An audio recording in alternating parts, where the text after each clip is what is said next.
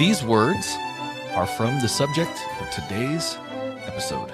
Our music ability, our artistic ability, or any natural aptitude is a gift from the Lord. Someday we will be held responsible for the development of these gifts. The Lord has blessed us with these abilities. Ours is the sacred duty of cultivating and exercising them for the blessing of mankind. We are a church that emphasizes the importance of the individual. Nevertheless, most of our work is done in groups, meetings, classes, and discussion circles. The truly thrilling element of our experience with music comes in watching the inspiration of music unite so large a group into a single heart. I think there is nothing so powerful in bringing together a group into one mind and one spirit as the singing of good songs. Under the inspiration of the Lord, our songs have become a powerful, unifying element. Even in the hard pioneer days, the leaders of the church emphasized the cultural value of music and art. The difficult task of carrying a piano across the plains, the struggle of building a theater in the desert, the effort of 7 long years to build the majestic organ of the Tabernacle. These bespeak a love and reverent regard for the softening, inspirational culture of music and art, a love and regard which the church has always sought to cultivate among its membership, and which it is today, teaching more extensively than ever. Welcome to the Distinctive Christianity podcast. We have a very unique and important episode today. We're going to be doing a deep dive into Tracy Young Cannon, Tabernacle organist, pioneering musician. Yes, both a Young and a Cannon. And we're going to be discussing also some of the LDS view of music and the development of LDS Hymnody, and how that might compare to kind of the Christian context at the time. And to do so, we have the great honor of being joined by Dr. Shelby Fisher. Dr. Shelby Fisher earned master's degrees in both organ performance and education from the University of Utah, and also has a doctorate in sacred music. Dr. Fisher, thank you so much for writing this book, and thank you for joining us today. Of course. Happy to be here. Who was Tracy Young Cannon, and why does he matter? Take your time on this. So Tracy Cannon, he's kind of a forgotten figure in LDS music history, but his career is really important to the development of kind of the quintessential Mormon sound. He had a very unique 3-pronged career. And what was unique about it is that he did these 3 things simultaneously. So, usually I think people tend to do their chapters of their career in phases, but he did it all at once at the same time. He was very busy. So first, Cannon served as an organist at the Tabernacle in Salt Lake City for 30 years. He retired just as the Tabernacle Choir began its historic music and the spoken word broadcasts, just to kind of give you like a time perspective when he was working there. Secondly, Cannon was a teacher and later administrator of the McCune School of Music and Art. This was a music conservatory that was owned by the LDS Church, and it was actually the first music conservatory that was established west of the Missouri River, and it really provided the only advanced music education in the Intermountain West for many years. And finally, Cannon also served for many years on the General Music Committee of the LDS Church, and then eventually he became the chairperson of the committee. And under his leadership, the committee published 2 hymnals, as well as a number of choral anthem collections and anthologies for organists. And they also provided all training and guidance for those who served in music positions in their local congregations. So choir conductors, organists, anyone who worked with music in any capacity in the LDS Church, the music committee provided any training for those individuals. And it was the work of the music committee to really refine the musical voice of the LDS Church and create the sound that we are accustomed to today. That's amazing. I loved even in the book you point out, he was consulting with even the architects on how to build LDS church buildings so they would fit the standard organ they wanted, correct? And he really wanted the organ to be the worship instrument, correct? Absolutely. It's kind of interesting because, things used to be a little less streamlined back in the day, and local bishops had a lot more say over how their chapels were designed and built. And so Canon used to field a lot of requests from bishops about, how do we build these things? We don't know what to do. How many choir seats do we put in? Where do we put the organ? How do we get the best sound? People didn't know what to do, and Cannon was kind of the point man for telling people, you know, what information to relay back to the architects when designing these chapels. What are some basics of his upbringing? I know we got a lot to get to in terms of just his music, and I know we like, just as an example, when we did Bruce R. McConkie Week, we, to some maybe overemphasized the theology, but that's what he prioritized. Well, hopefully this interview will reflect what he prioritized, which was music. That being said, what are some basics of his upbringing so that we can kind of understand the man we're talking about? Yeah. So I think Cannon actually had a very uniquely Utah childhood. So you mentioned that he is both a Young and a Cannon. Cannon actually had another name in there, which was Croxall. So Cannon's mother was the daughter of Brigham Young, and she married a man named Mark Croxall, who was Tracy's biological father. Tracy's parents divorced, and his mother married George Q. Cannon. And Tracy and his siblings were adopted by George Q. Cannon, and took Cannon as their surname. And they all moved on to what was known as Cannon Farm, that was located on the west side of Salt Lake City near the Jordan River. This was a little bit unique. I think a lot of other polygamous families at the time tended to not live communally, but were spread out across the valley. But the Cannons all lived together on one big compound. So Tracy lived with Cannon's 43 children. Cannon built a schoolhouse and hired a teacher, and all the children were educated together. At one point, George Q. Cannon experimented with communal eating, and the family ate together in the schoolhouse. And George Q. Cannon hired a chef or a cook, I guess. I don't know if he was a chef, but a cook from China. This did not go over well with the wives. It only lasted, less than a year, and then the families went back to eating themselves in their own homes. But Tracy was small for his age, and he recounted a lot of tales where, I think he was kind of picked on by some of the older Cannon step siblings, and he did not have the rosiest opinion of polygamy, Hmm, and of that lifestyle. So interesting. I thought that was pretty unique. I actually wish he would have written a little bit more. I wanted to know more about. When do we see music enter the picture? By the way, we've interviewed a good friend, Kenneth Cannon. But we've interviewed Uh-huh. Cannon himself. He's excited about this interview about one of his relatives.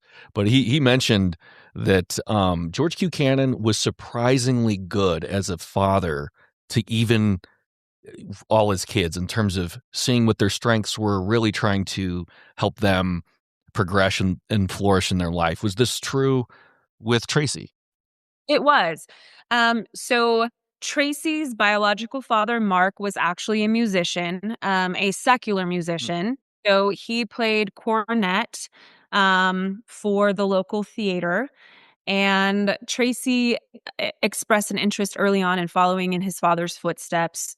His mother was initially kind of appalled by this. She didn't really like the musician's lifestyle, the late hours that they kept. Um, but Tracy was persistent, um, and eventually Tracy was sent to study piano and organ with J.J. McClellan, who was the organist at the Salt Lake Tabernacle. And George Q. Cannon was an excellent journal keeper.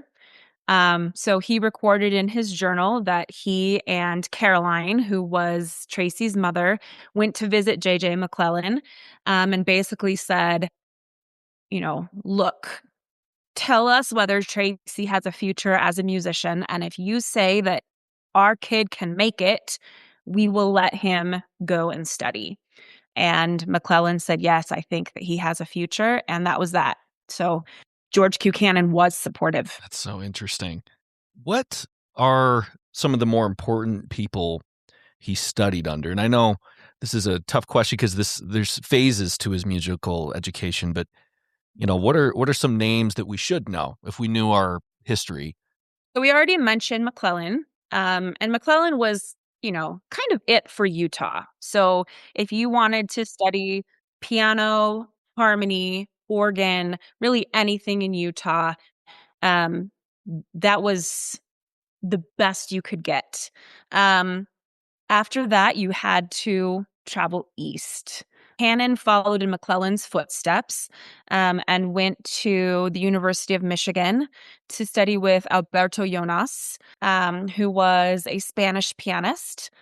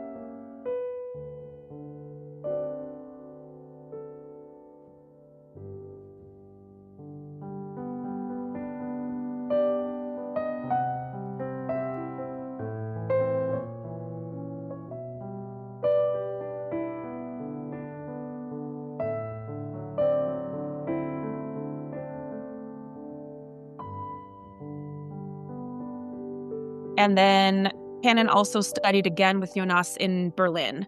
And Jonas was kind of known as a piano virtuoso. He was going to turn you into a flashy concert pianist, which I think that Tracy maybe thought he wanted to be for a minute. The other person that was exciting to me as an organist was Alexandre Guillemot, who was a French organist.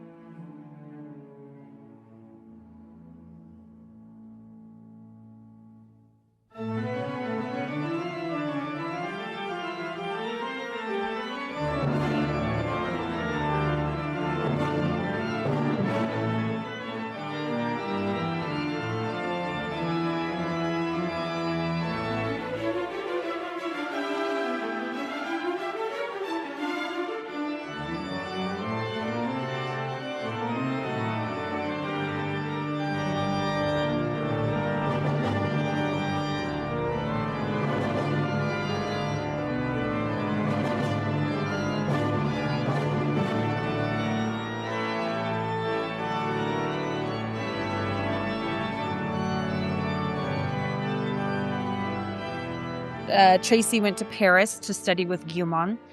This was a very fashionable thing for Americans to go do. Guilmant had an entire studio of American organists that were studying with him.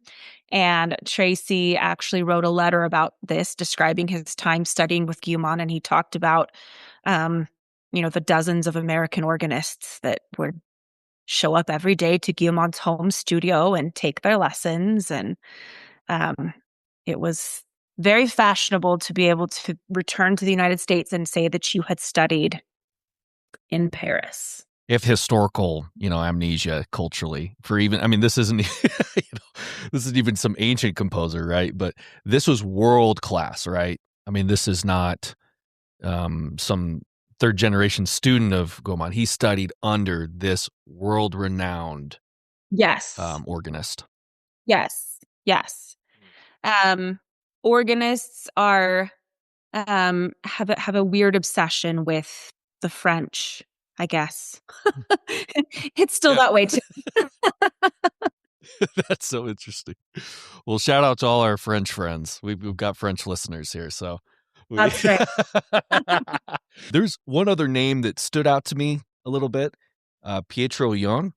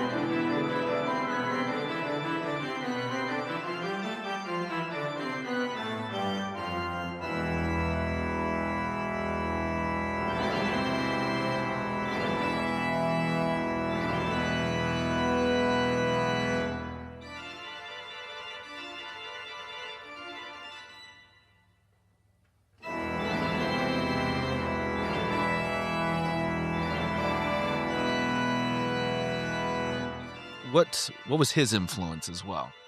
Yeah, so Pietro Jan was an organist in New York.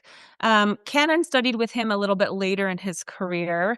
And this was interesting to me because Jan was actually very well known in the Catholic world as an expert on liturgical, kind of Catholic organ practice, and how to be a practicing church organist within Catholicism.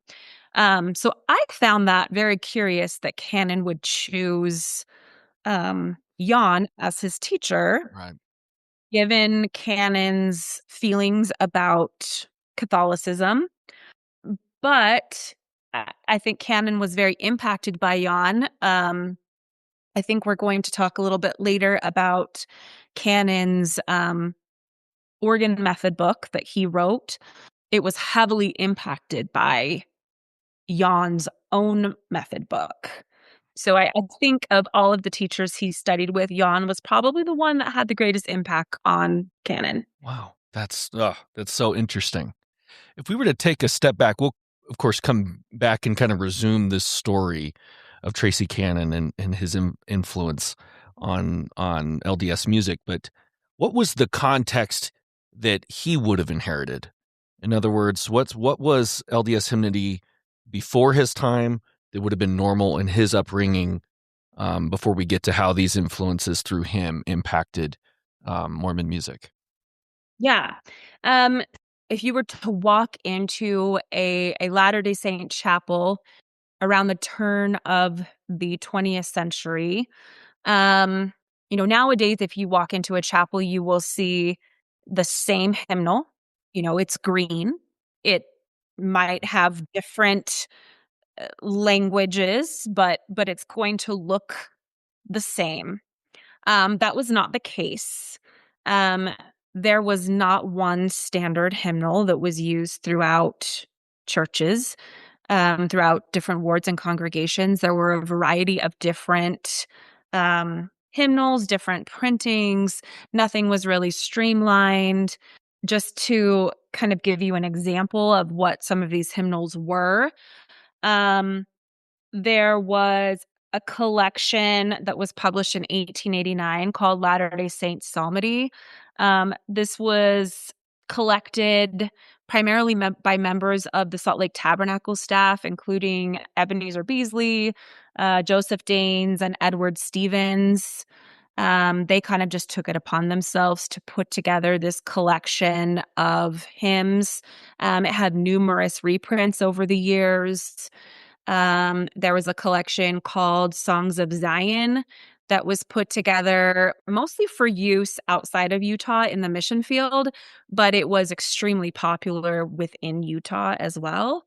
Um, there was the Deseret Sunday School Songbook, which again was intended for Sunday school, but it was extremely popular during sacrament meetings as well. So people just kind of used whatever they wanted. And there was not a sense of this is the one hymnal that we are all going to use. It was you used what you had, you know, books were expensive. You didn't go out and buy a new set of books. You just used what you had. Right. In terms of the music itself, an average song, how would it compare to what became an average song? If that makes sense. I know you Yeah. mentioned that some of these were just come out of a choral culture that was there. I mean, these, of course, these are people that were actual pioneers, right? So they didn't Yes. always have this elaborate organ or something like this to play along with, Right. correct? The adjective that often gets applied to the songs from this era is campy. So, particularly the hymns attributed to Edward Stevens, they tend to be upbeat, maybe a little cheesy, not particularly serious. There is a proclivity towards dotted rhythms. They're easy to sing. They tend to get stuck in your head. Nothing's particularly challenging in that way. It's palatable. I think maybe that was the priority. Palatable. In terms of in terms of the what you just described, was there distinctive theology, or were these more kind of atheologicals, in their lyrics? There is definitely I think there's a little bit of both. We see a lot of like Western pioneer themes, things that have to do with the mountains and kind of Utah landscapes that are probably atheological. But then we also have, this is where, hymns like "Oh My Father" is very popular. Interestingly, "Oh My Father" does not have, so now it is sung to one tune, and we know it by one tune.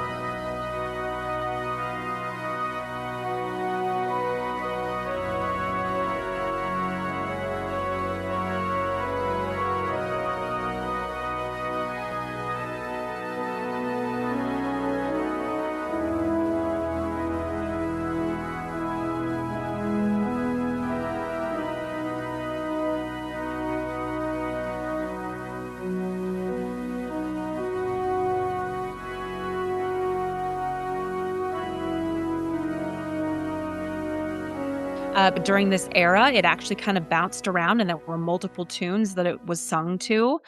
Yeah. So there are, there's still a lot of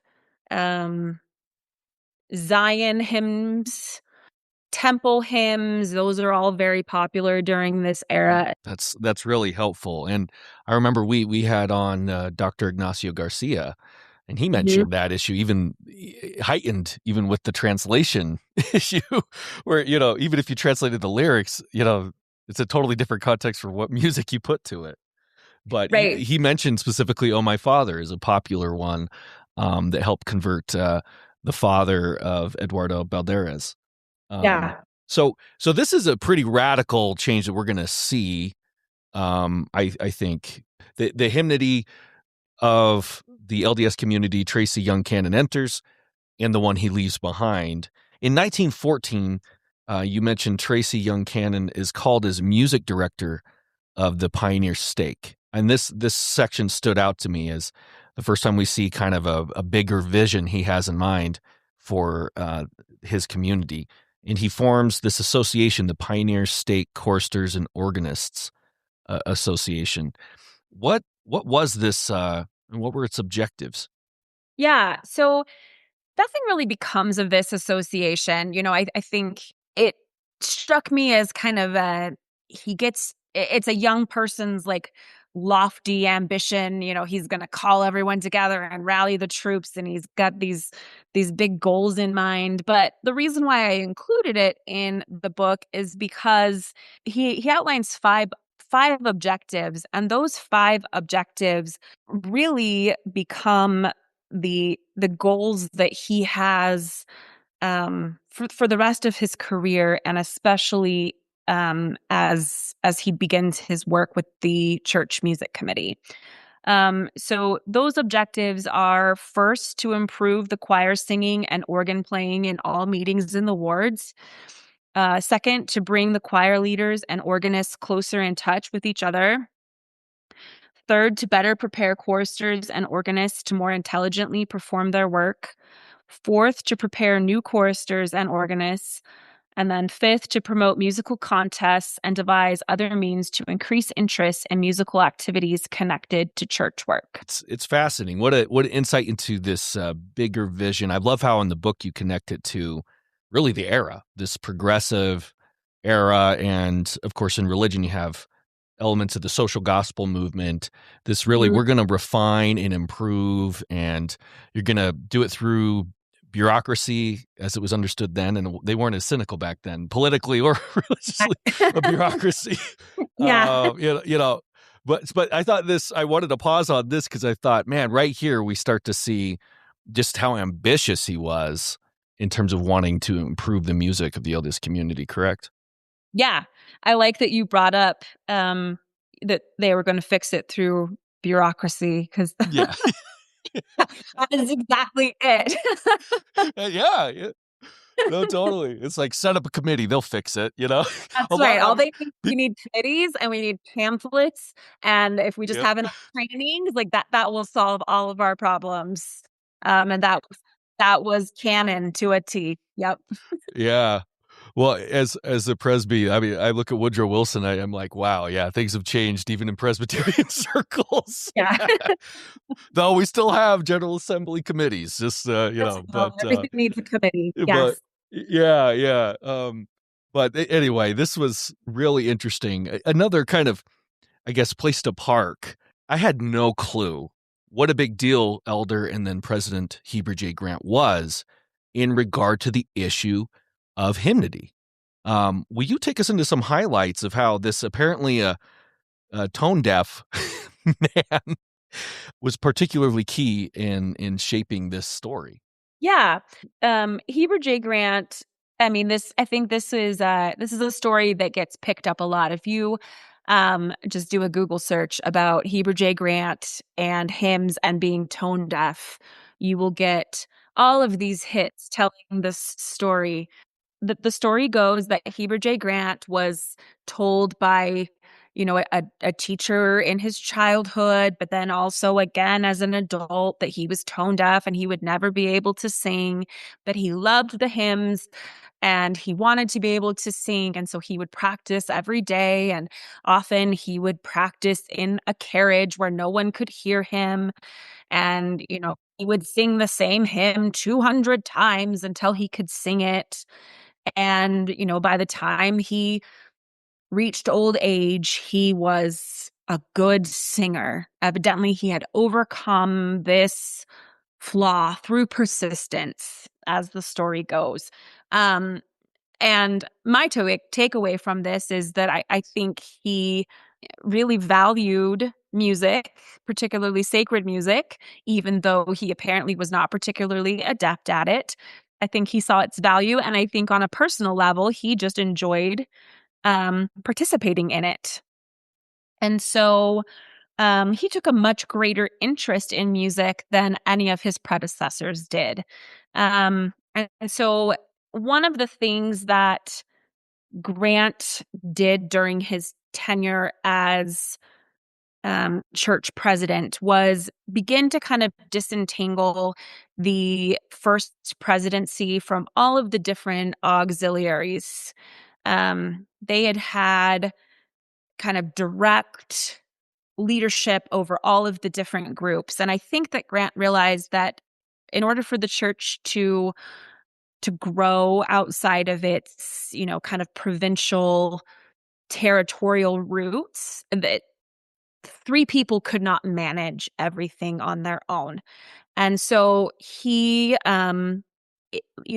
as you said, in the way of bureaucracy, Mhm. uh, began to create all of these committees that could kind of run things without the first presidency having to be in charge of everything. Um, and so I think because he saw the value of sacred music and because music was important to him, one of these committees that he made sure was going to be in existence was the church music committee. And I just think it was really something that he he saw was going to be like important to the identity of the church going forward. Yes, you mentioned a fascinating Improvement Era article, Sing Only What We Believe. And apparently one of his concerns was also the theology of the Mhm. lyrics that were being appropriated. Do you have any thoughts to share in this space? Yeah. So this is an article that Grant, this came from the Improvement Era in July of 1912. This was an article that Grant wrote while he was an apostle. Um, and basically, he was sharing his dismay at having heard a non Mormon hymn shared during a sacrament meeting while he was out visiting different congregations. The hymn was Just as I Am, which, if you have never heard this hymn before, it comes from the evangelical Anglican tradition. It's very widely sung. I looked it up and it is currently published in over 2,000 hymnals. So, Wow. this is a very popular hymn. But the first verse says, "Just as I am without one plea, but that thy blood was shed for me, and that thou biddest me to come to thee, O Lamb of God, I come, I come."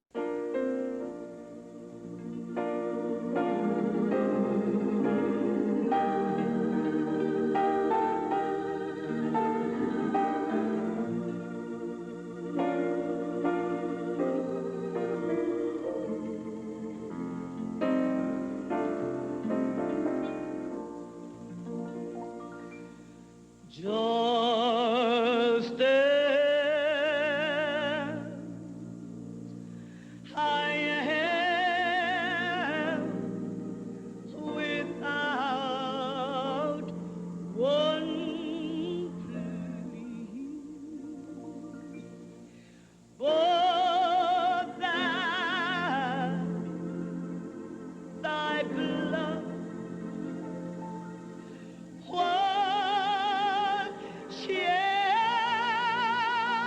shed for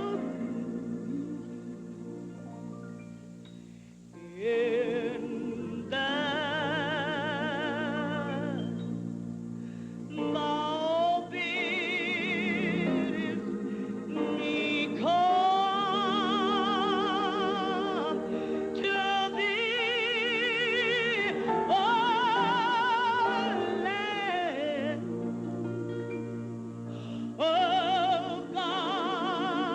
God, I come.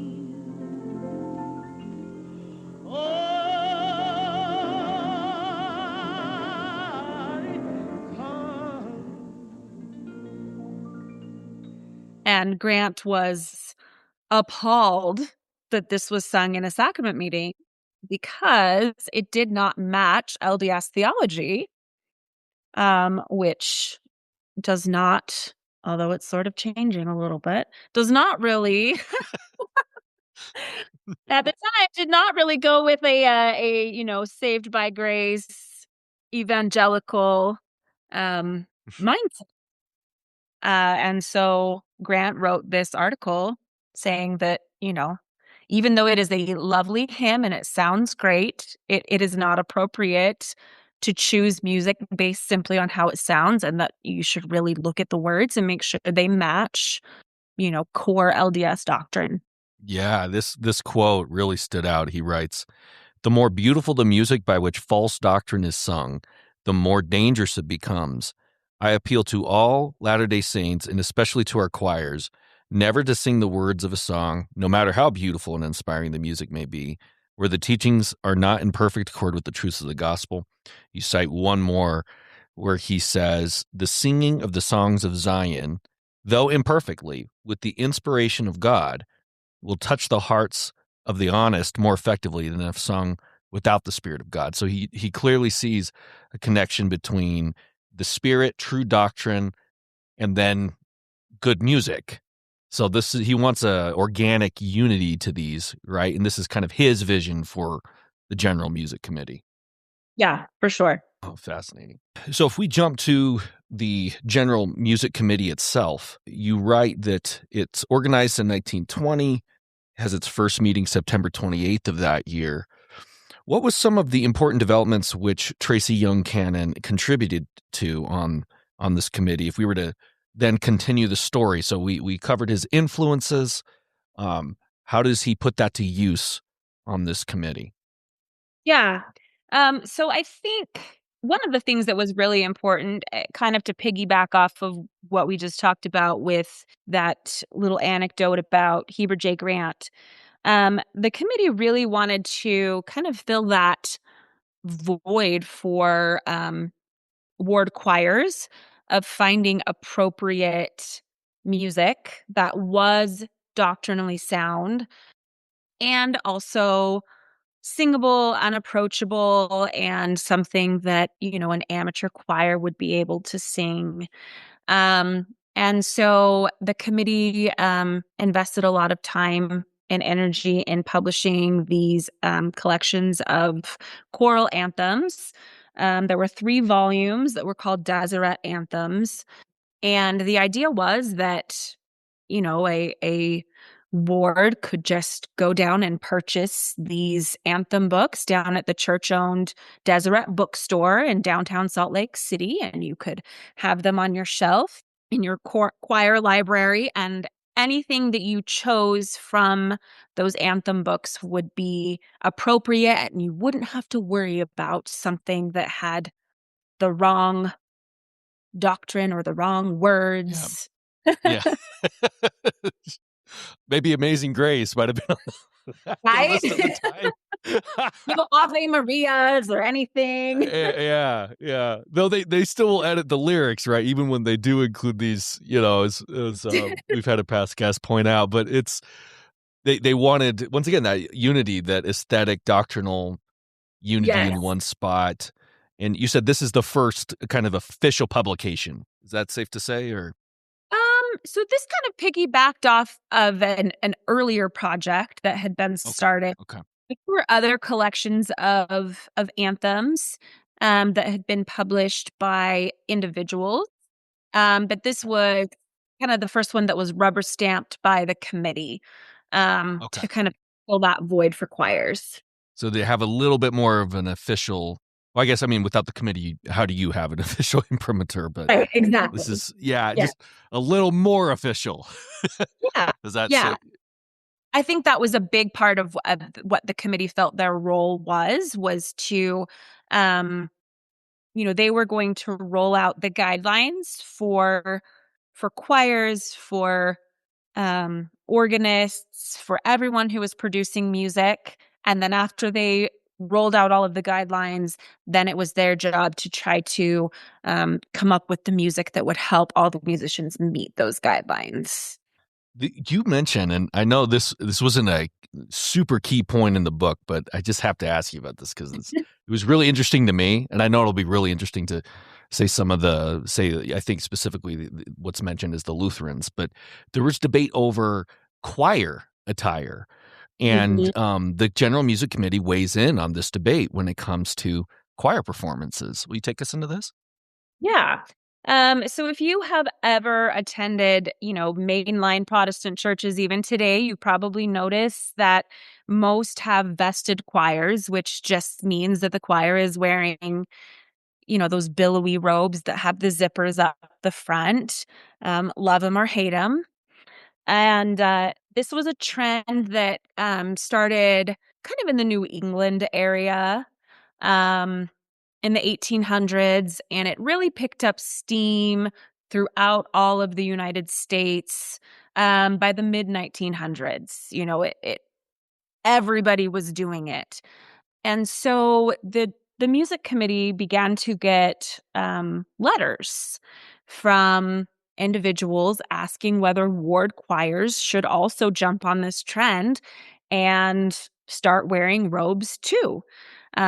So that they would look official and it would be very clear who was in the choir.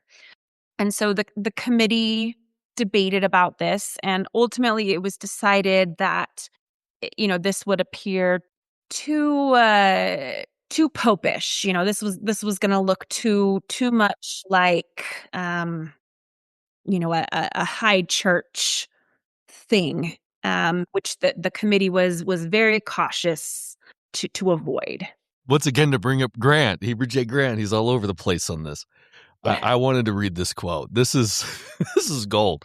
He writes, this is a letter, May 10th, 1944. There seems to be a constant present tendency. It seems indeed to be a sort of epidemic to provide some sort of vestments or uniform attire for our choirs. Furthermore, there is a tendency to build up certain special services such as sunrise services, sunset services, etc., which would be all right for sun worshippers or perhaps for certain Christian churches, but seem hardly compatible with the simplicity which characterizes the church. All of these things are contrary to the spirit and genius of the simplicity of the gospel. You can't fault them for clarity. Right? Yeah. But I mean, it's just this historical episode that most may forget. And so, I mean, I'm sure finding this debate was really fun as a historian. Yeah, it was that was kind of my favorite part, going through the music committee documents was the funny questions that people wrote in and asked. There were letters about people complaining about, the organist in my ward plays too loudly, which people still complain about today. Or, complaints about the hymns being played too slowly, which again, people complain about today. The committee was very gracious and wrote very kind responses to some of these questions that probably shouldn't have been asked in the first place. But it's fun to see that people don't change. They're still complaining about the same. It's true. Christian history is much the same way. We'll find some little issue in the 200s. It's like, wow, we've been repeating this issue for 1800 years. Yeah, we don't learn. Yeah. We don't know. Yeah, no, we're not really good at learning. But that is just, it's so fascinating. And, I guess this is more fitting for the conclusion, but it's just, I can't thank you enough for doing this type of work. I got the sense reading through your book, like how are there not tons of books on these subjects? Because it seems like it, and I say this as coming from a Reformed perspective, that, what distinguished the Reformed, even among Protestants, was our, according to others, hyper emphasis on worship, on how you regulate worship, what you sing, the singing of psalms, is it exclusive psalmody? These are issues that inform, the pattern of worship life. And yet, so much of your work, as far as I could tell, is some of the first to go through this. Yeah. I think one of the, I don't want to say one of the faults, but sometimes I think in looking at the history of Mormon music, I think the tendency has been maybe to look at it just by itself as if it existed all on its own little island, rather than looking at it, relative to other denominations. Because you're right, it's the same. It's part of a larger reform movement, like you say. So yeah, there's a bigger conversation, and there's distinctives, but there's also common features among absolutely debates. Say with choir attire and yeah, and that's what like makes this. it interesting. It's finding the things that are similar and the things that are different. Right.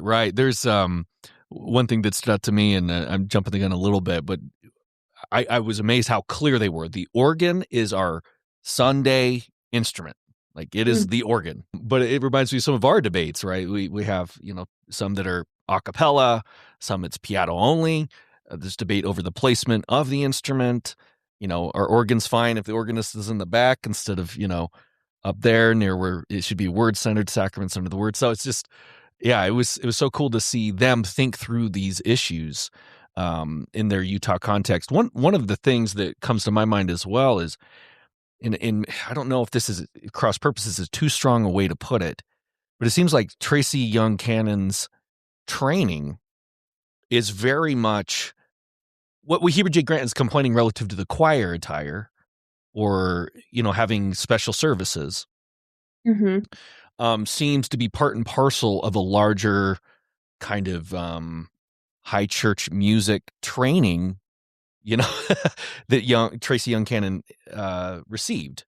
So how does he balance, in your view, especially with your musical expertise, how did he balance this kind of goal of simplicity with this incredible training he had under these amazing musicians? I think there is definitely a tension there, where it is, I think that Cannon always, you know, as we discussed with his kind of 5 objectives for how he wants to improve music within the church.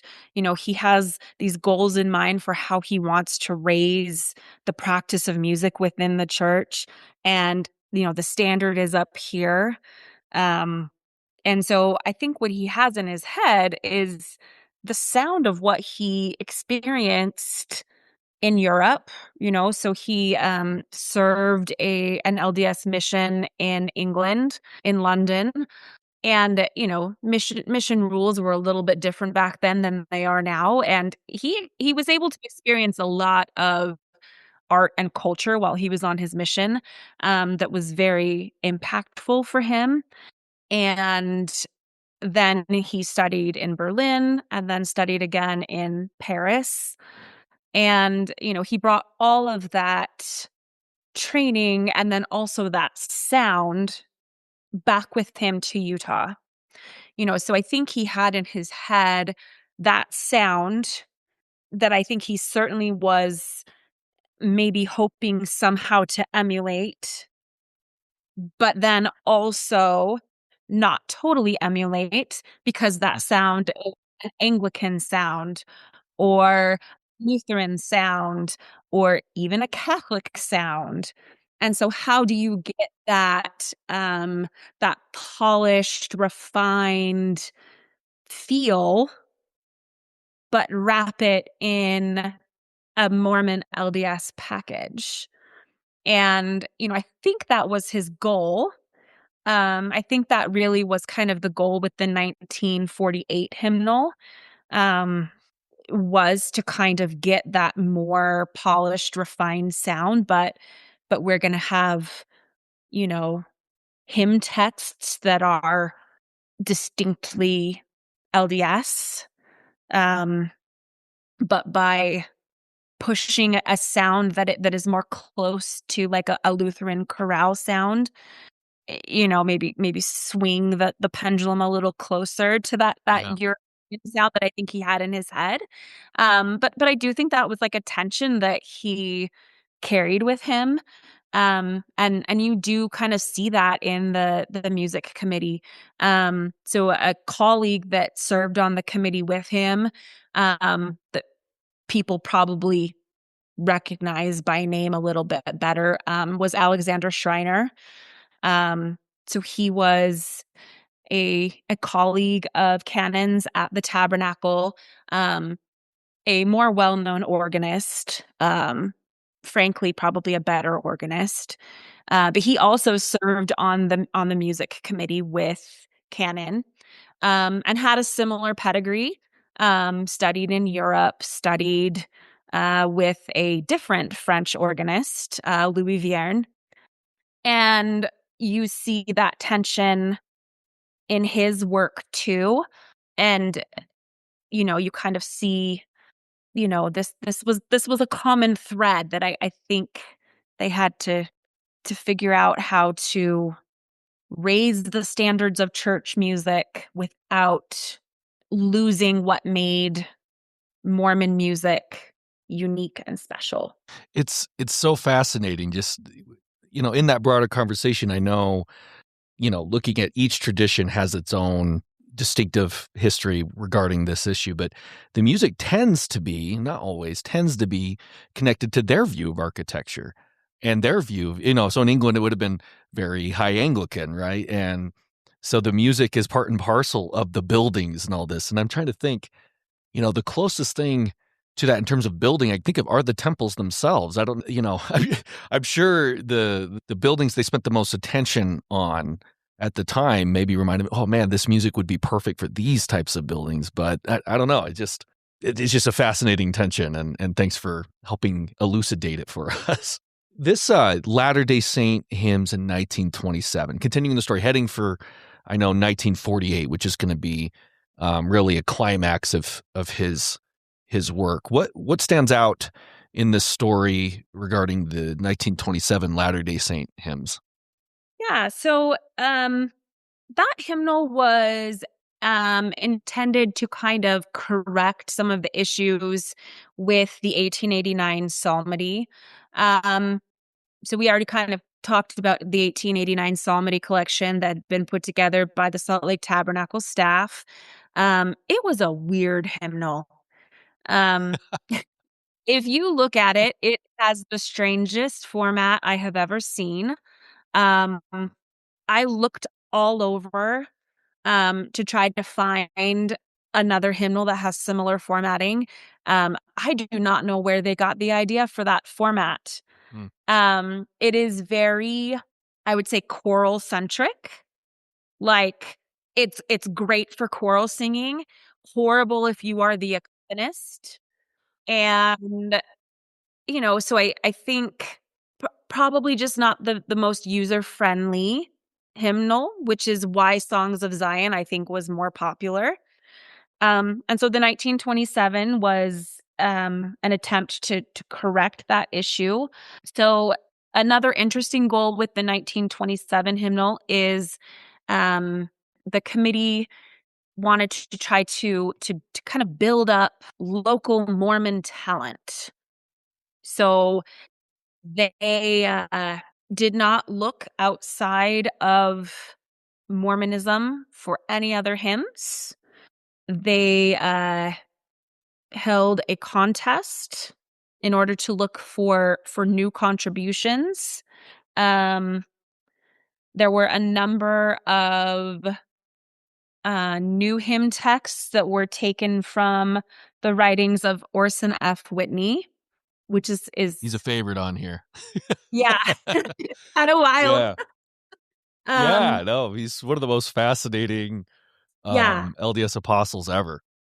Yeah. And so, because when you look at the 1927 hymnal, you can see that it has Orson F. Whitney as the author. And so I was like, that's interesting.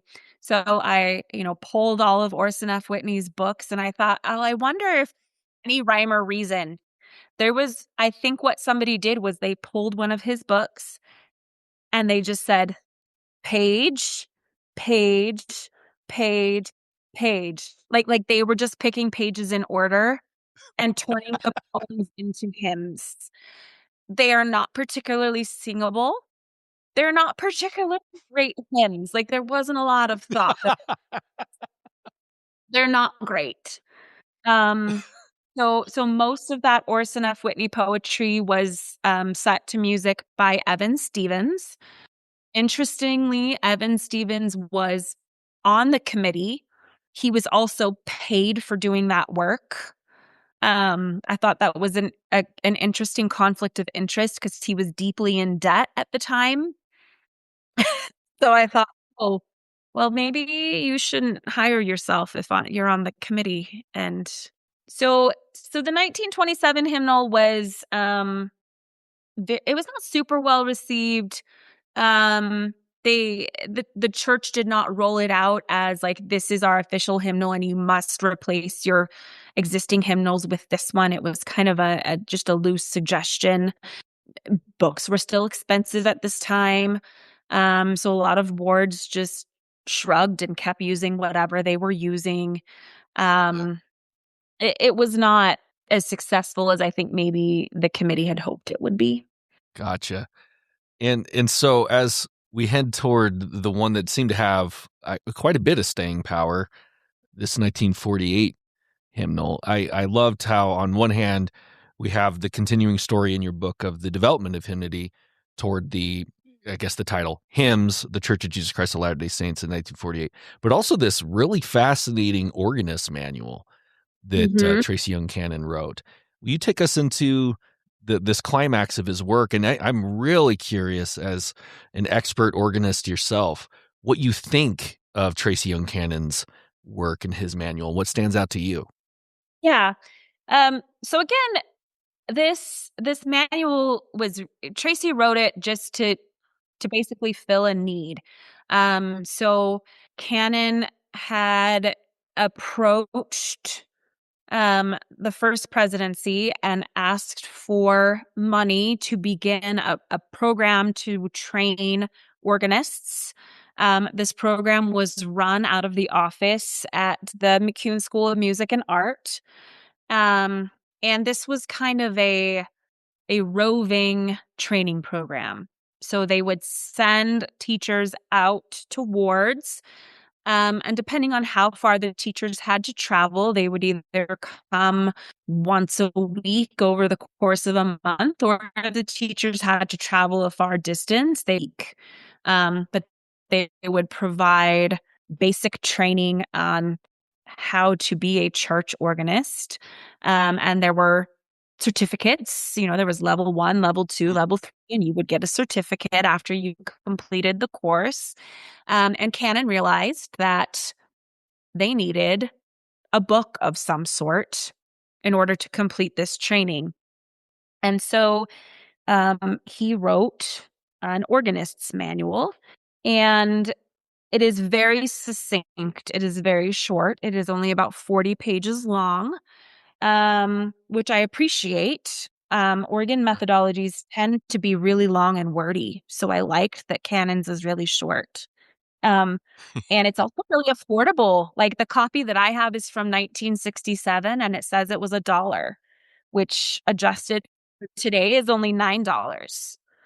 So by comparison, the organ method book that most universities use for beginning students these days is like $70.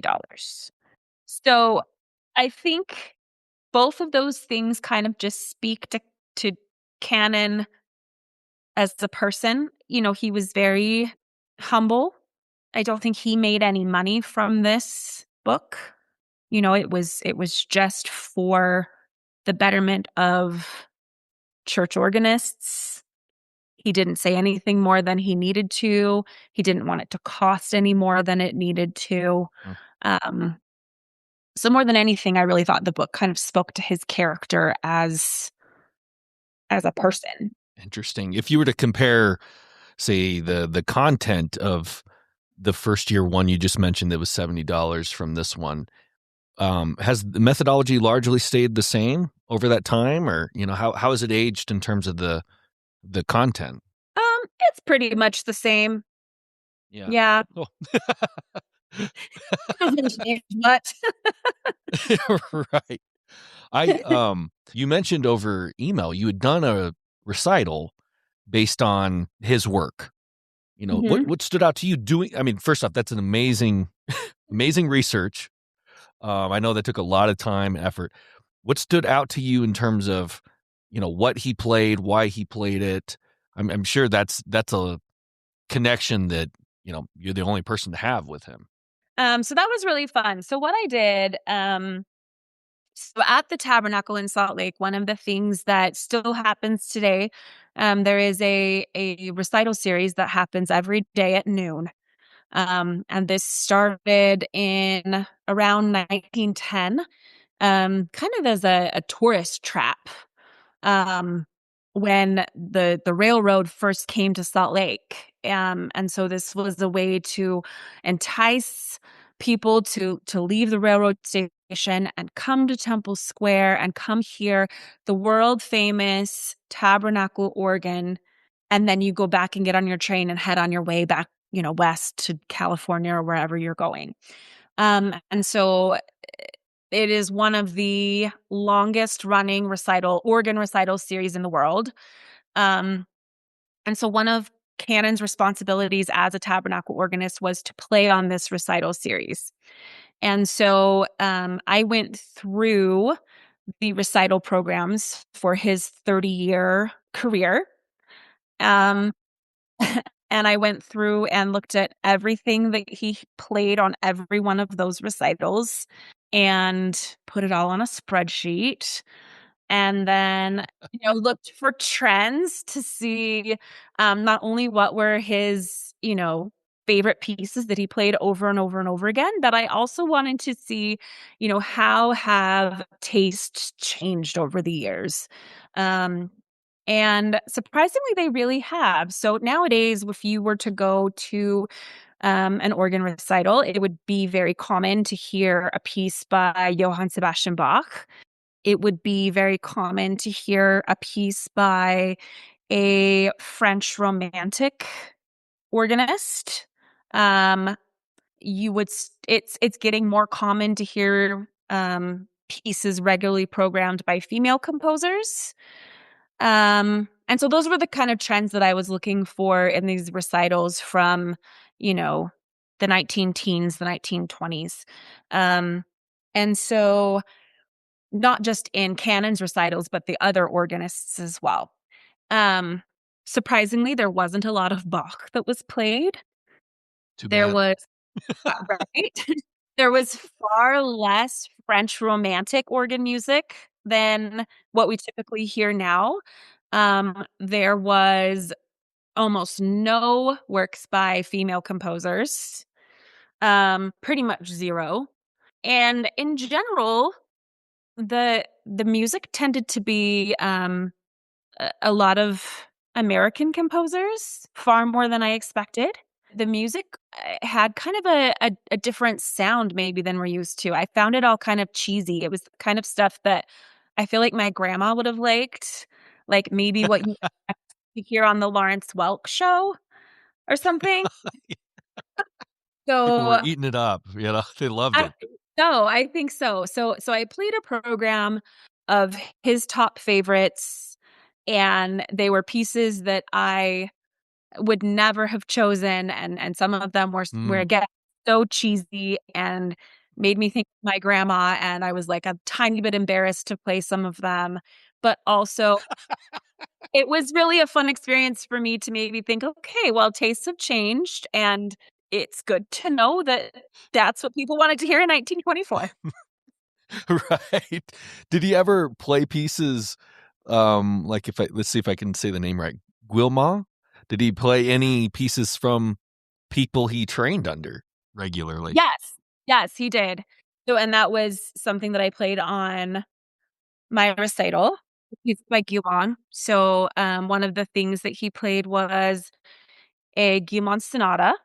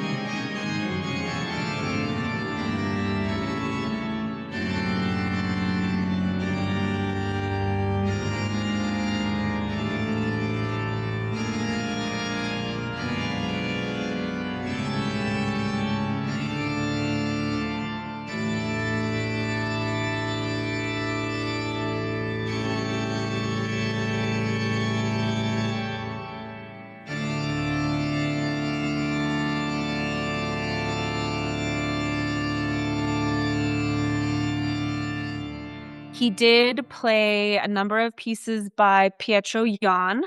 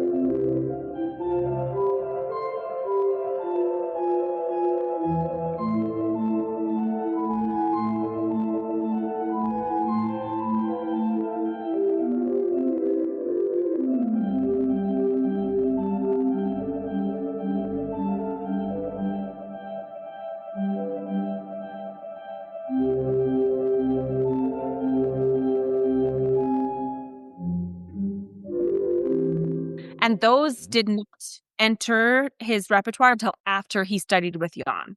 So that was interesting to see that. I'm pretty sure he must have studied those pieces with Jan, because there was no Jan, and then he went to New York and studied, and then all of a sudden we get Jan. So that was kind of cool to see. That is. Just don't tell Heber J. Grant he was a Catholic, right? Just right. Yeah. So I actually have to tell you my favorite story.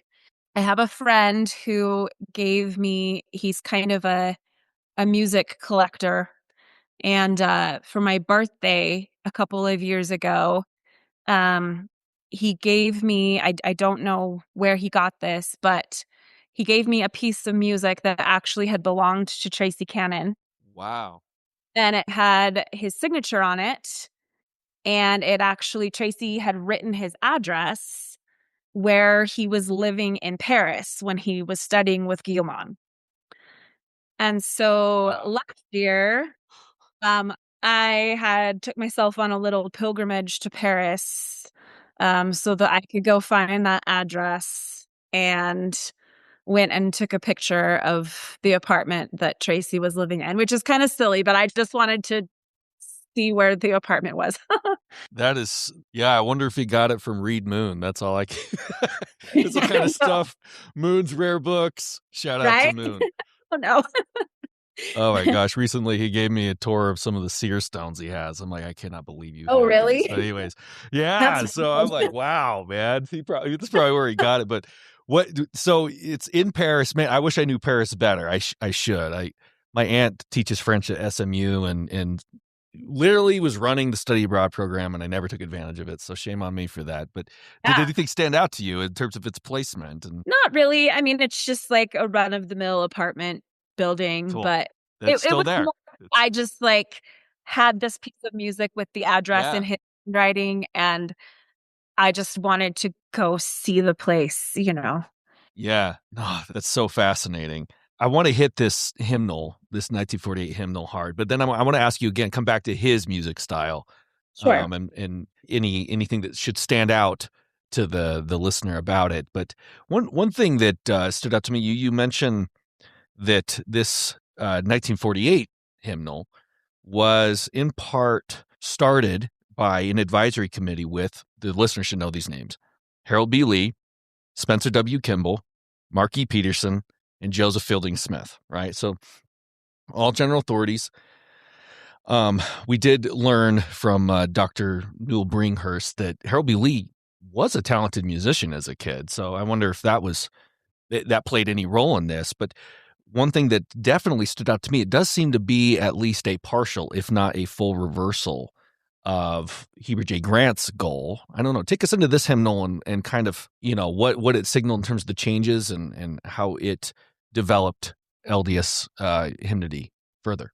Yeah, so the 1948 hymnal, um, the committee decided that from the outset, rather than like with the 1927 hymnal, where they were going to just keep everything, within the LDS tradition, the committee in the 1948 hymnal decided that, they were going to look elsewhere for inspiration as well as for actual hymns. And so this was a pretty big departure. The two hymnals that they specifically mentioned consulting were from the Methodist and the Episcopal tradition. And so they initially set a goal of, having like 50% non-LDS hymns in this new hymnal. Ultimately, the percentage of non-LDS to LDS hymns ended up being about the same as it was in the 1927 hymnal. They didn't really end up shifting the mark that much. But I still think that the choices, that the additions that they did make for the 1948 hymnal were some really great choices. So, I'm glad they chose to look elsewhere. Yeah, you do mention that they would maybe adjust the words. Some verses they would omit. I already mentioned earlier, this is stuff they still will do with some hymns like, Amazing Grace, to try to kind of minimize the lack of alignment. But it is kind of interesting. Those names, Harold B. Lee, Joseph Fielding Smith, it is interesting that they will come in and just explicitly be like, look elsewhere, it's fine. It is just kind of interesting. I think that goes contrary to maybe a broader reputation that may be deserved in other areas. Yeah, I think so. And I think, maybe it speaks to what we were talking about earlier, with uh, that tension between raising the musical standards of the church. Maybe on some level they recognize that some of these hymns have been included in all of these other hymnals for a reason. It's because they're really good. But then there's also this tension you mentioned in terms of being received by the membership, right? So Right. you mentioned, if I'm not mistaken, it may have been Tracy Young Cannon's idea of doing the featured hymn of the month to try to Mhm. popularize even some of the new hymns and get them into the kind of musical bloodstream of the LDS community.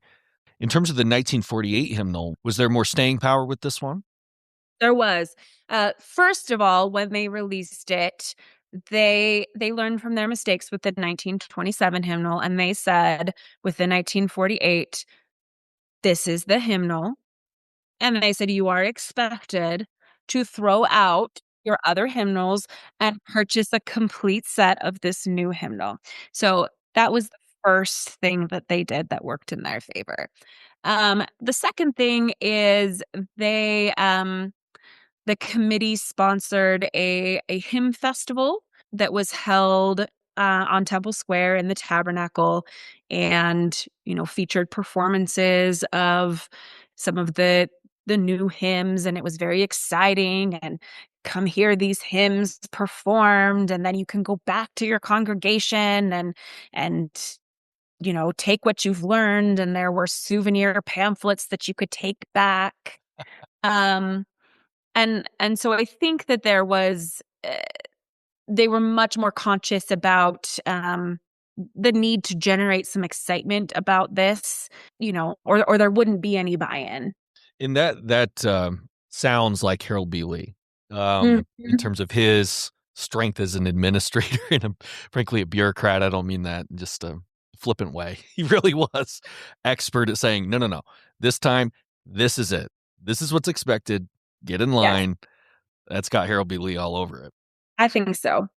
Tracy Young Cannon, where do we see his imprint on the music and interesting that some of the text of the hymns, and I know not all of them survived in the current hymnal, but even the LDS listeners may not realize his influence on even the music they hear every Sunday. Yeah. So he actually had a number of hymns and or tunes. So this is just like a little pet peeve of mine, that when we say hymn, technically we're referring to the poetry, and tune is the tune that we actually sing. So Cannon contributed tunes, and then he also wrote the hymns and the tunes for the 1948 hymnal. And a number of those are still in the 1985 hymnal. So some of those are Come Rejoice, God of Power, God of Right, Praise the Lord with Heart and Voice, The Lord Be With Us, and How Beautiful Thy Temples, Lord.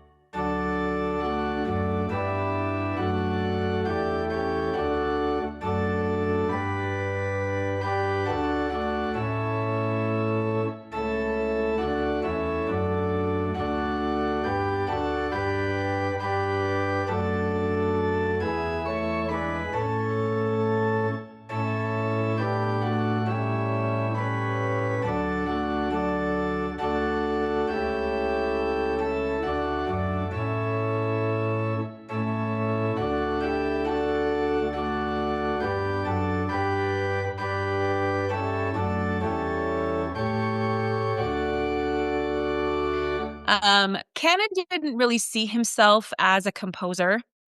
I don't know that he would have been composing had he not been on the committee where this opportunity was kind of presented to him.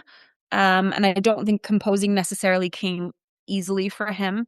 But, his hymns, they're solid. They're solid. Yeah. Yeah, there seems to definitely be a style. Is there a favorite of yours, or maybe even more importantly, one that you think is emblematic? Well, so the one that I chose to play on my recital that I did of Cannon's music was Praise the Lord with Heart and Voice.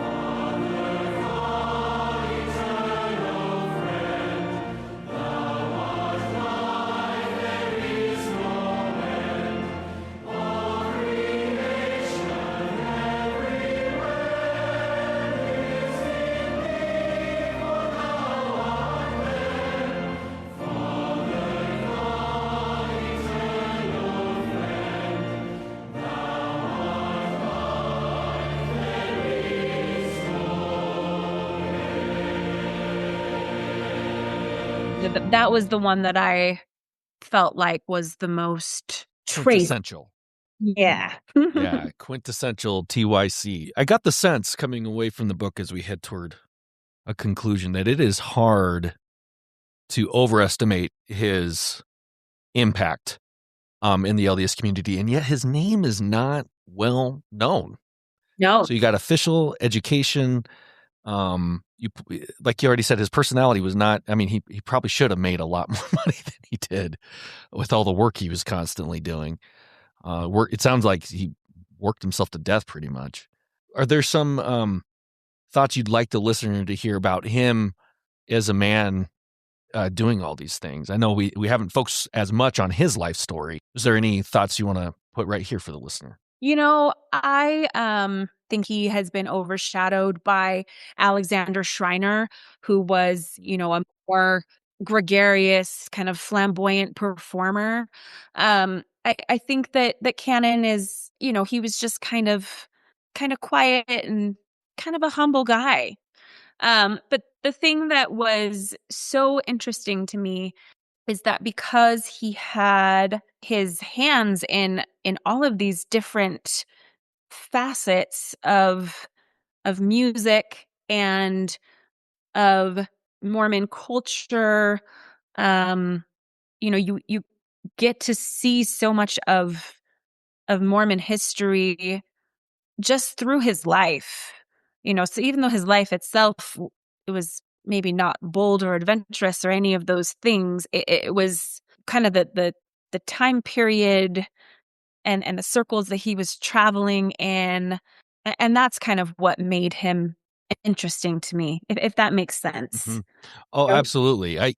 Having done a deep dive on Joseph Fielding Smith, I was expecting there to be a lot more quotes about his bloodline, his connection to Brigham Young, George Q. Cannon. I mean, Brigham Young, of course, second president of the church, but George Q. Cannon being one of the most important, top 5 most important men in Mormon history. He's connected to Heber J. Grant, all these guys. It didn't seem like he cared about that. No. He certainly cared about it in the sense that the church was very important to him. Yes. And, I think he cared about it in that way, but I don't think he cared about his proximity to power. Right. Like, obviously cared, but yeah, it didn't seem like he flashed that status much. Whereas I say this, not to be offensive, but the Smiths tend to flash their bloodline. Sure, sure. Yeah, Yeah, at least privately. Joseph F. Smith is constantly, the Smith, yeah, don't. Yeah, yeah. so And it's just kind you of would interesting. expect that with Young Cannon, in his name. Right, both. Yeah. No, that's so interesting. One quick question for me. What's hmm your opinion on his setting of "Oh My Father" compared to the one that's current? Do you have a view on which is better? So his setting uses the tune actually that is in like it's the tune that we would associate with it now. It's just a choral setting, but it is lovely. Um his choral settings are nice actually. They're memorable, but you can definitely see the influence from Yeah. his training. But Yeah. it's not campy or whatever. But Oh, and it's not they're flashy. easy to Like sing to. it's just reliable. Like reliable is a good word for him. Reliable. In conclusion, I've got this wonderful quote from your book. Cannon's musical career was the climax of high art, sacred music within the LDS Church, with an emphasis on post-Reformation European choral and organ masterworks, choral societies, order, and refinement. What is Tracy Young Cannon's most important contribution to the story of the Latter-day Saints, in your view, and why should people care about him in 2026? Um So this is such an interesting question because I think, the LDS Church was it was coming of age during Cannon's career, um, anyway. And so I think that many of the changes that occurred within LDS music might have happened with or without Cannon. And, the LDS Church really followed the kind of path of musical maturation that we see in other American churches, like particularly with regard to trends in hymn styles, in hymnal production. So what Canon did was not necessarily out of the ordinary. Um, but again, what I think is so fascinating is what we are able to see through his life and the window that Canon's life and career um, give into this unique time period in not only the development of LDS music, but also like a really fascinating period in LDS history too. Is there a distinctively Mormon music? I'm curious your view on this.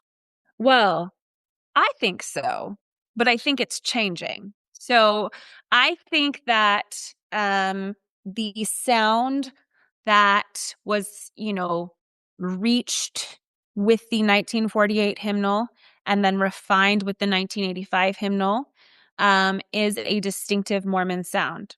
However, I think that with the new hymns that the LDS Church is currently releasing, which skew towards a more contemporary worship style. So there are some things that are happening with those new hymns. We see a move away from the organ as the primary instrument of worship. We see that guitar is now allowed to be used in sacrament meeting, which this is brand new, Interesting. brand new. Um, there are finally like chord chart symbols across the top of the music, which implies a more improvisatory accompaniment style. That is brand new, and it's a move away from like a strict four-part harmony.